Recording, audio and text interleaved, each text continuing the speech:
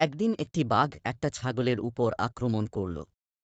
সেই ছাগলটা নিজের প্রাণ বাঁচানোর জন্য তার সমস্ত শক্তি দিয়ে দৌড়াতে থাকল। ছাগলটা প্রাণ বাঁচাতে একটা পুকুরের মধ্যে লাফ দিল। কিন্তু ওই পুকুরে কোনো পানি ছিল না, ছিল শুধু কাদা। কাদায় বাঘ ও ছাগল আটকে গেল। বাঘটি রাগান্বিত হয়ে ছাগলকে বলল, তুই লাফ দেওয়ার আর জায়গা পেলি না, তুই যদি উপরে থাকতি তাহলে তোকে কত মজা করে খেতে পারতাম। ছাগলটা হাসতে হাসতে বলল, বাঘ ভাই, তোমার কি কোনো মালিক আছে? বাঘ বলল, আরে বেটা, আমার মালিক থাকবে কেন, আমি হলাম বনের রাজা।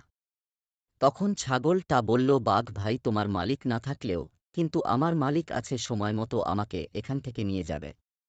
আর তোমাকে লোকজন জড় করে গণ পিটুনি দিয়ে মারবে। মনে রাখবা বন্ধুরা, আমাদের ও মালিক আছে, তিনি হলে আল্লাহ। আমরা বিপদে পড়লে আমাদের ও সময়মতো উদ্ধার করবেন। বন্ধুরা, আমার